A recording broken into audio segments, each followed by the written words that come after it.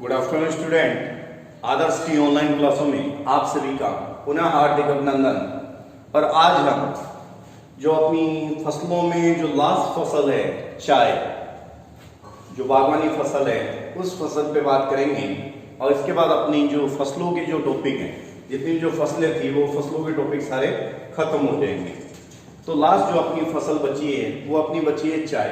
चाय आप सभी घरों के अंदर यूज लेते हो, आप सभी को पता है चाय के बारे में। चाय क्या है? पेय पदार्थ है जिसके द्वारा अपने शरीर के अंदर क्या आ जाती है? स्फूर्ति आ जाती है, क्योंकि इसके अंदर एक नशा होता है टैनिन। उस टैनिन की वजह से अपने शरीर के अंदर वो नशा आ जाता है, जिससे अपनी शरीर क्या हो जाता है? एक स्फूर्तिदायक हो जाता है। तो उसी चाय के बारे में आज हम बात कर रहे हैं। उस चाय के उत्पादन में वितरण और उस चाय की कहाँ से वो चाय आई, सबसे पहले भारत के अंदर कहाँ लगाई, भारत के अंदर उसका कौन सा स्थान है, उसके उत्पादन कौन से राज्यों के अंदर किया जा रहा है। तो सारी चीजों को लेकर आज हम इसी वीडियो के अंदर बात करेंगे और आज चाय के इस टॉपिक को कंप्लीट करेंगे। तो सबसे पहले मैं आप सभी को ये कहना चाहूंगा कि आप लोग अपनी नोटबुक को जब भी आप वीडियो देखते हो तो पास में रहनी चाहिए नोटबुक, ताकि आप नोट्स तैयार कर सको। वीडियो का माध्यम यही है कि आप लोग जब भी फ्री हो उस टाइम ढंग से स्टडी आप कर सकते हो और किसी प्रकार की आपको कोई प्रॉब्लम नहीं आती। फिर भी अगर कोई प्रॉब्लम आती है तो आप मुझसे संपर्क कर सकते हो। क्लियर? तो आज हम बात कर रहे हैं चाय की। हेडिंग डाल लीजिए सबसे पहले चाय। चाय क्या है बेटा? चाय एक सामान्यतः एक पेय पदार्थ है, यानी पीने वाला पदार्थ है। आप लोग सुबह उठते ही चाय को पीते हो, शाम को भी पीते हो, तो वो चीज क्या है? पेय पदार्थ है। चाय एक क्या चीज है बच्चों? पेय पदार्थ है, पीने वाला पदार्थ है, जिससे स्फूर्तिदायक थिन या टैनिक अम्ल मिलता है। जिससे इसके अंदर क्या होता है? थिन होता है और टैनिक अम्ल होता है, वो हमें ताकत, हमारे शरीर को स्फूर्ति देता है। यह कैमेलिया वनस्पति का प्रकार का सदाबहार पौधा है। कौन सी वनस्पति? याद रखना बेटा, छोटा क्वेश्चन अगर बन जाए तो कौन सी वनस्पति का है? कैमेलिया वनस्पति। कौन सी वनस्पति? कैमेलिया वनस्पति प्रकार का सदाबहार पौधा है, जिसका उद्भव 16वीं शताब्दी, याद रखना है कौन सी शताब्दी? 16वीं शताब्दी में चीन के चांगजियांग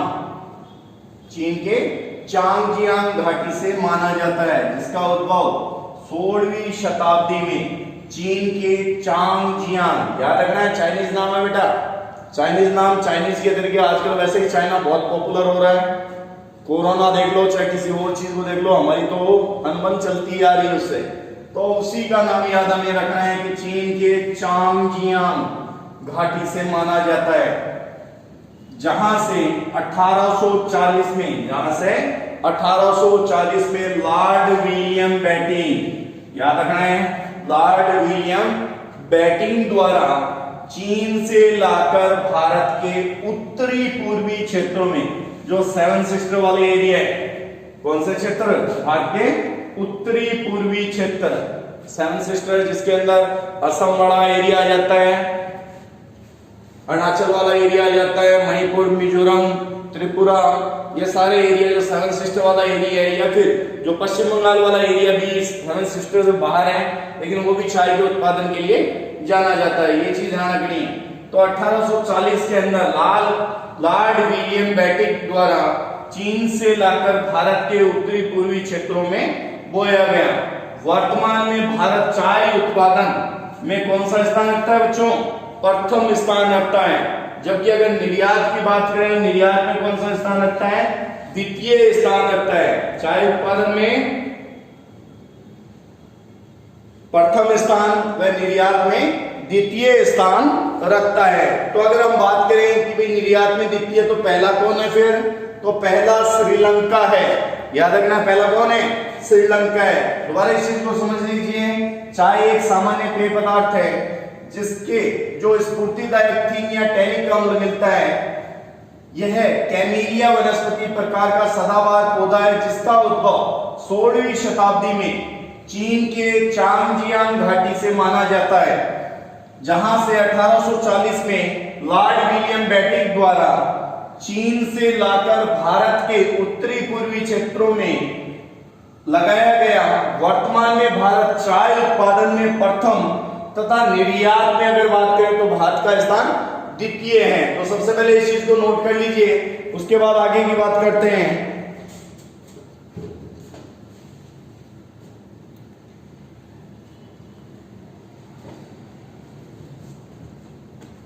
कर लीजिए बच्चों, मैं बार बार ये बोल रहा हूं, साथ में आपके नोटबुक रहनी चाहिए। क्लियर हो गया नोट? आगे देखो, कोई भी पौधा होता है, उस पौधे को लगने के लिए कुछ अनुकूल परिस्थितियां होनी चाहिए, कुछ भौगोलिक कंडीशन होनी चाहिए। उन भौगोलिक कंडीशनों की बात कर लेते हैं कि उसके लिए कितनी वर्षा की आवश्यकता है, कितने तापमान की आवश्यकता है, किस किस चीज की आवश्यकता उस पौधे को लगने के लिए होती है। तो उस चीज की हम बात करते हैं, भौगोलिक दशाओं की। तो हेडिंग डाल लीजिए, चाय उत्पादन की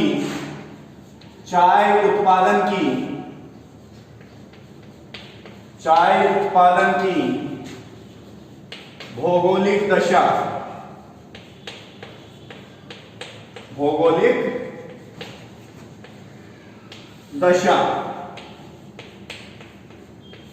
चाय उत्पादन की भौगोलिक दशा लिखिए। नंबर 1 डालिए, तापमान। नंबर 1 तापमान, कि कैसा इसके लिए तापमान की आवश्यकता होती है। इसके लिए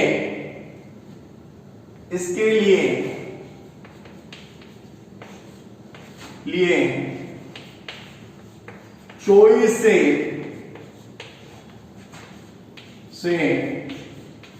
30 डिग्री सेंटीग्रेड तापमान की आवश्यकता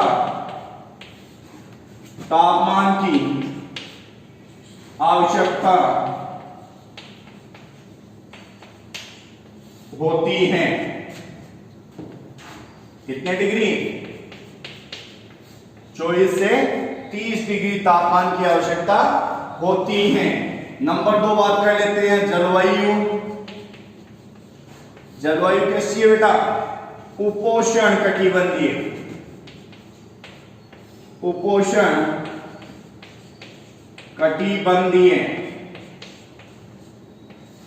जलवायु कैसी है इसके लिए? उपोष्ण कटिबंधीय जलवायु की इसके लिए आवश्यकता होती है। उष्ण जलवायु के अंदर भी ये लग जाता है, लेकिन मेनली उपोष्ण कटिबंध जलवायु इसके लिए उपयुक्त होती है। क्लियर? नंबर 2 जलवायु बात हो गई, उपोष्ण कटिबंधीय है, तापमान 24 से 30 डिग्री की आवश्यकता होती है। नोट कर लिया? आगे फिर बात करते हैं वर्षा की।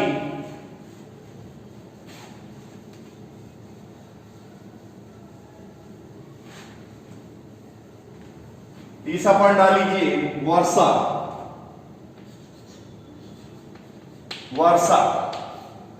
हेडिंग डाल लीजिए वर्षा और लिखिए, उच्च तापमान के साथ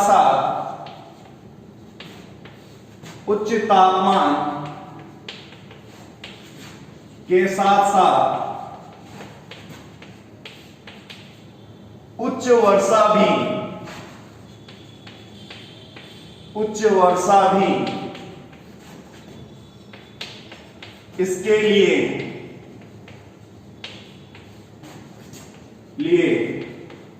आवश्यक होती हैं,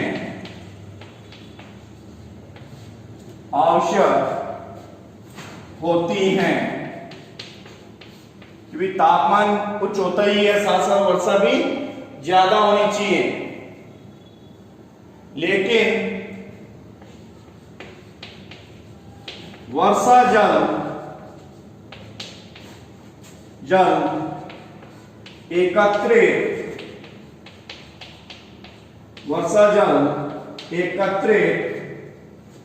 नहीं होना चाहिए। वर्षा जल एकत्रित नहीं होना चाहिए। नहीं वर्षा जल एकत्रित नहीं होना चाहिए। क्यों नहीं होना चाहिए? क्योंकि इसकी वजह से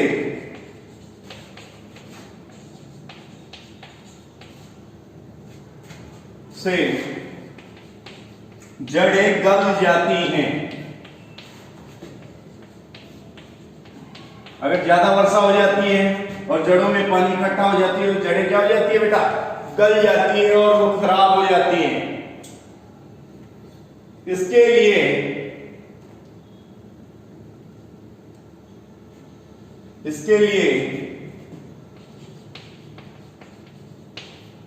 150 से 250 सेमी वर्षा उपयुक्त रहती हैं। उपयुक्त रहती हैं। 150 से 250 सेमी वर्षा इसके लिए उपयुक्त रहती है। कि भाई अगर ज्यादा वर्षा हो जाती है, और एक चीज ये ढलुआ भूमि के ऊपर लगाया जाता है कि पानी वहां पर रुकना नहीं चाहिए, ये चीज ध्यान रखना है बेटा। धरातल कैसा होना चाहिए? थोड़ा ढलुआ होना चाहिए ताकि इनकी जड़ों के अंदर पानी रुके नहीं। अगर रुक जाता है तो वही चीज जड़ें गल जाएगी, और जड़ जब गल जाती है तो फसल क्या हो जाती है? खराब हो जाती है। इसके लिए बात हमने की है वर्षा की, तो वर्षा अधिक चाहिए। ऊंचा तापमान के साथ वर्षा की भी ज्यादा आवश्यकता होती है, लेकिन वर्षा जल एकत्रित नहीं होना चाहिए। और इसके लिए 150 से लेकर 250 सेमी जो वर्षा है वो इस पौधे के लिए उपयुक्त होती है। नोट कीजिए इसको।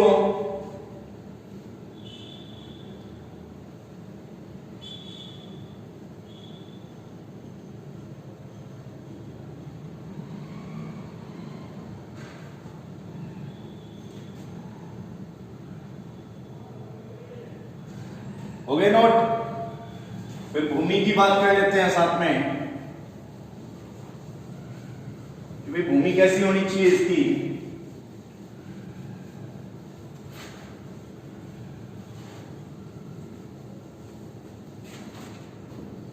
नेक्स्ट लिखिए नंबर 4 भूमि। इसके लिए ढलुआ भूमि की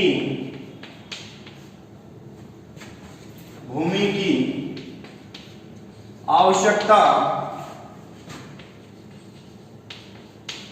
होती है।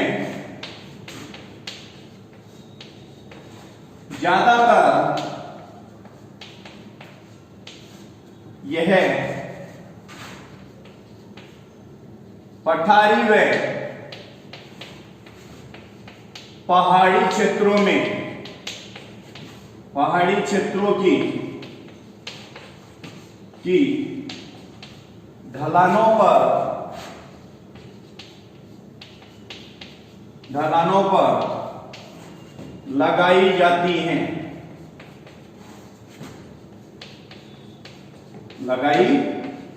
हैं। कि भी जहां पर ढलुआ भूमि होगी वहां पर चाय की फसल का उत्पादन किया जाता है। जो 600 से 1800 मीटर की ऊंचाई का जो ढालयुक्त क्षेत्र है, उस ढालयुक्त क्षेत्र के अंतर्गत कितना नोट कर लीजिए, चाहे 600 से 1800 मीटर की जो ढलुआ भूमि होती है, ढालयुक्त भाग होता है, वहां पर चाय का उत्पादन किया जाता है। नेक्स्ट जो भूमि की बात की गई, इसके लिए ढलुआ भूमि की आवश्यकता होती है। ज्यादातर पठारी व पहाड़ी क्षेत्रों में जिसकी जो ढाल है वो लगभग ऊंचाई है जो 600 मीटर से 1800 मीटर की होनी चाहिए, वैसे ढलानों पर चाय का पौधा लगाया जाता है। क्लियर? तो नोट कर लीजिए इसको। और वीडियो को जितना उसके उतना साथ साथ शेयर भी करते रहिए बच्चों। वीडियो को आपके क्लासमेट तक शेयर कर दीजिए ताकि सारे बच्चे वीडियो को देख सकें और किसी प्रकार की उनको कोई प्रॉब्लम न हो। क्लियर? नेक्स्ट एक और लिख सकते हो आप।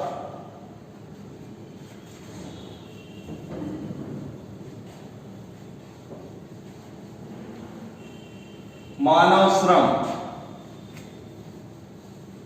नेक्स्ट लिख सकते हो, क्या लिख सकते हो? नंबर 5 मानव श्रम। तो मानव श्रम हर फसल के लिए जरूरी होता है। लिख लीजिए, चाय के पौधे से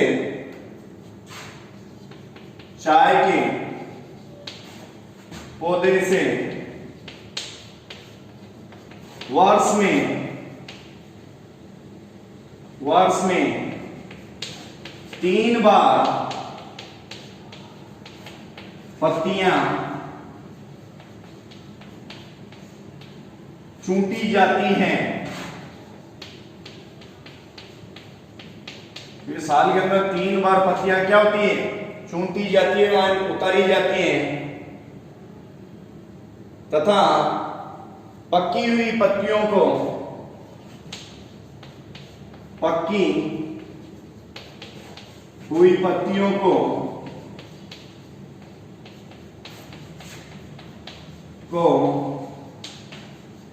कांटा छांटा रहता है या कांटा छांटा जाता है, जिसके लिए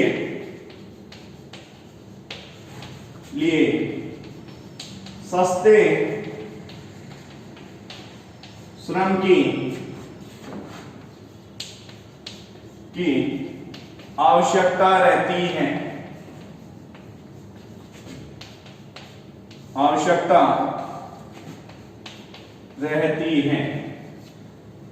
नोट कर लीजिए।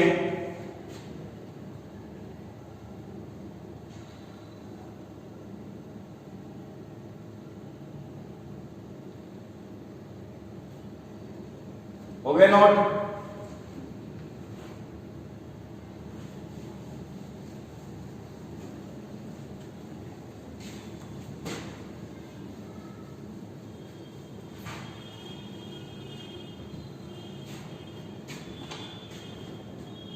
हो गया?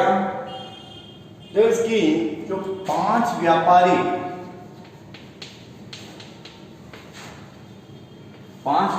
जो किस्में हैं, 5 जो व्यापारिक किस्में होती हैं, जिसमें काली चाय,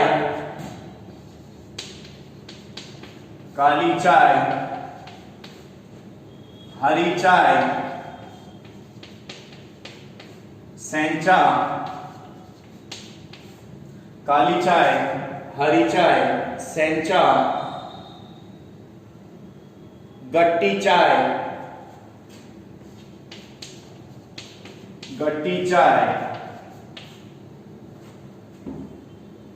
उलूंग चाय,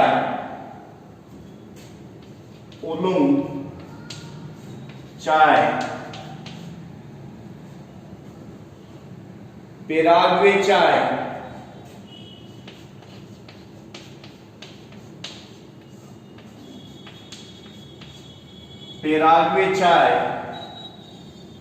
तो ये चाय जो है वो 5 प्रमुख व्यापारिक फसलें होती है। वैसे हरी चाय कोई हम क्या बोलते हैं बेटा? सेंचा बोलते हैं, ध्यान रखना। तो पहला, दूसरा, तीसरा, चौथा और 5वां। 5 जो काली चाय है, काली चाय भारत व श्रीलंका के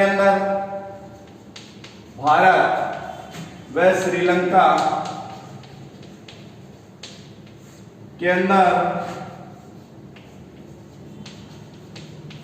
और जो हरी चाय और जो सेंचा चाय वो चाइना के अंदर, चीन के अंदर,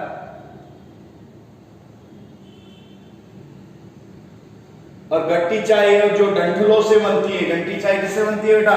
डंठलों से बनती है, ये चीज ध्यान रखना। गट्टी चाय डंठलों से बनती है। और उलूंग चाय जो काली और हरी चाय उसको मिलाकर जो बनाई जाती है वो कौन सी चाय होती है? वो उलूंग चाय होती है। और जो पराग्वे चाय है वो पराग्वे और ब्राजील के अंदर पाया जाता है। काली चाय जो भारत और श्रीलंका के अंदर जो मिलती है वो काली चाय है। हरी चाय और जो सेंचा चाय वो चीन के अंदर जो मिलती है वो हरी चाय, सेंचा चाय मिलती है। गट्टी चाय जो डंखलों से बनाई जाती है वो गट्टी चाय होती है। उलूंग चाय उलुंग चाय जो हरी चाय और काली चाय को मिलाकर बनाई जाती है वो उलुंग चाय है। और पेराग्वे चाय जो पेराग्वे और ब्राजील के अंदर जो मिलती है वो कौन सी, पेराग्वे चाय है। तो नोट कर लीजिए इसको, हो गया। ये कुछ इसकी व्यापारिक किस्में हैं, उनकी बात नहीं है। अब बात करते हैं इसके उत्पादक राज्यों की।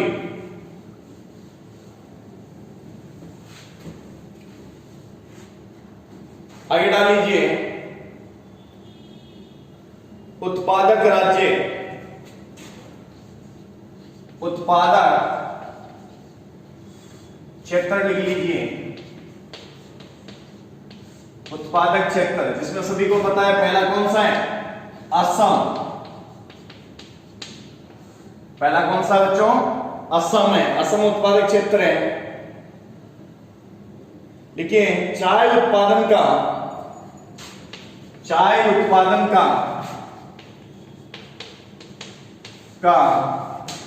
52%, चाय उत्पादन का 52% क्षेत्र, चाय उत्पादन का 52% क्षेत्र रखकर भारत कुल उत्पादित चाय का, भारत कुल उत्पादित चाय का, कुल उत्पादित चाय का 54% भाग उत्पादित करता है। 54% भाग उत्पादित करता है। इसके जो जिले हैं शिवसागर,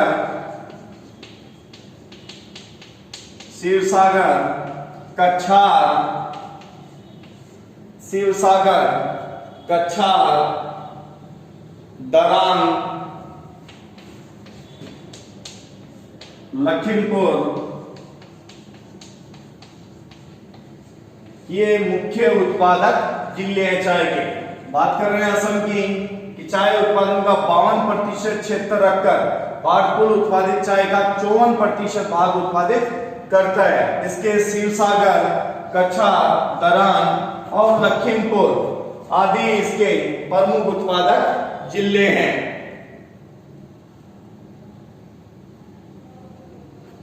नोट कर लिया। नंबर 2 बात करते हैं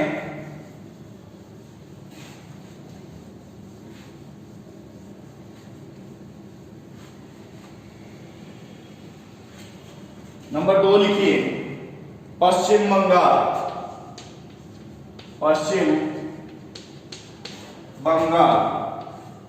नंबर दूसरा कौन सा है, पश्चिम बंगाल। देखिए भारत में उत्पादित चाय का, भारत में उत्पादित चाय का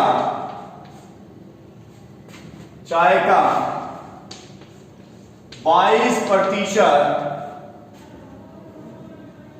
भाग उत्पादित कर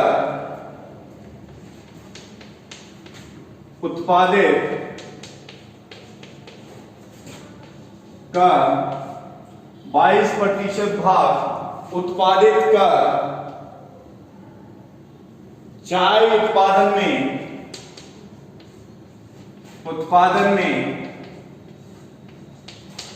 दूसरा स्थान रखता है, दूसरा स्थान रखता है।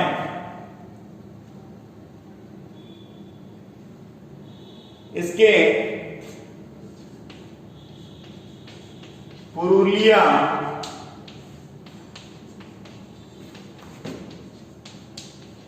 जलपाईगुड़ी, इसके पुरुलिया, जलपाईगुड़ी, कूच बिहार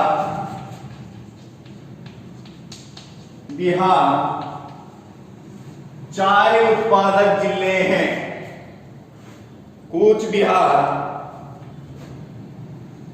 चाय उत्पादक जिले हैं। नोट कर लीजिए, फिर आगे बात करते हैं। दूसरा पश्चिम बंगाल नोट कीजिए, फिर नेक्स्ट की बात करते हैं। हो गया नोट?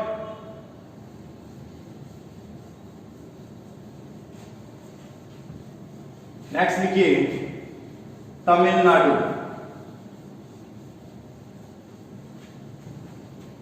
नेक्स्ट लिखिए नंबर 3 तमिलनाडु। नंबर 3 की हेडिंग डाल लीजिए तमिलनाडु की। देखिए इस राज्य में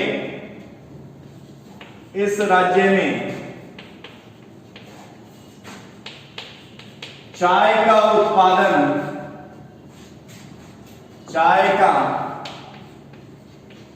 उत्पादन नीलगिरी व अन्नामलाई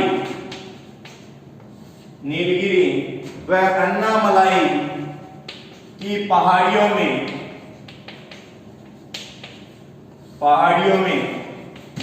किया जाता है।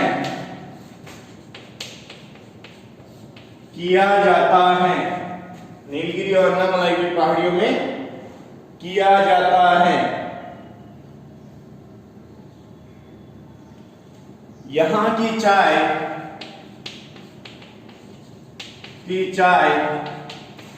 यूरोपीय भागों में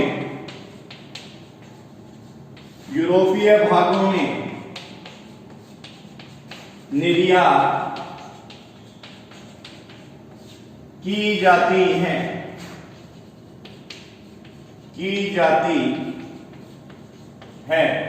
यूरोपीय भागों में इनकी चाय निर्यात की जाती है, तमिलनाडु में पैदा होने वाली। इसके नीलगिरी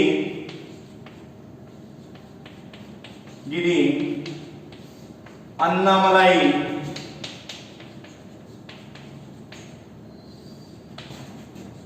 मदुरई, नीलगिरी अन्नामलाई मदुरई कन्याकुमारी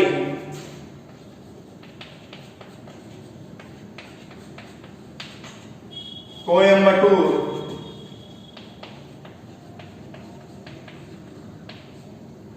आदि क्षेत्रों में चाय का उत्पादन होता है।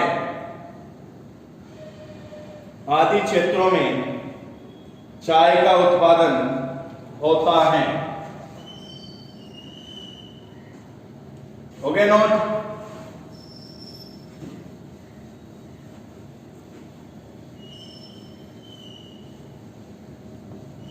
एक और बात कर लेते हैं केरल की। नेक्स्ट डालिए केरल।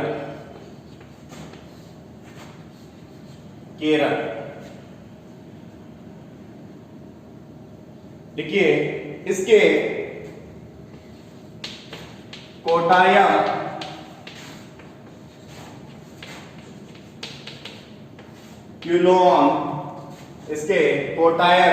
क्यूलोन, त्रिवेंद्रम,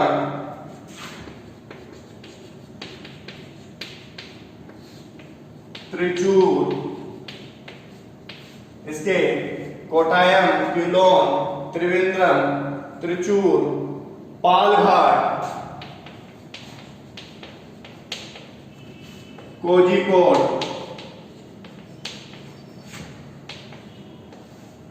आदि में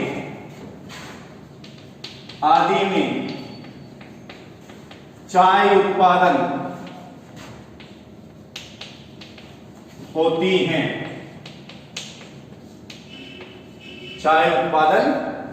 हैं।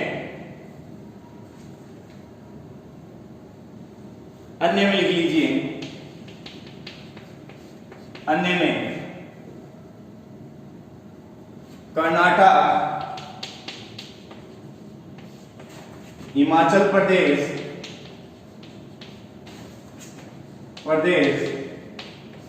उत्तराखंड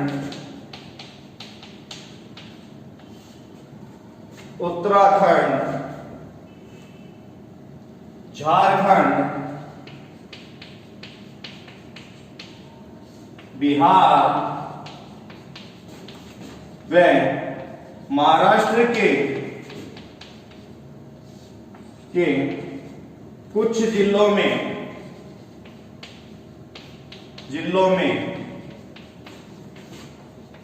चाय उत्पादन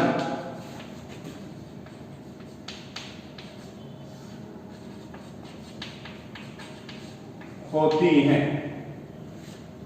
चाय उत्पादन होती हैं। तो नोट कर लीजिए इसको।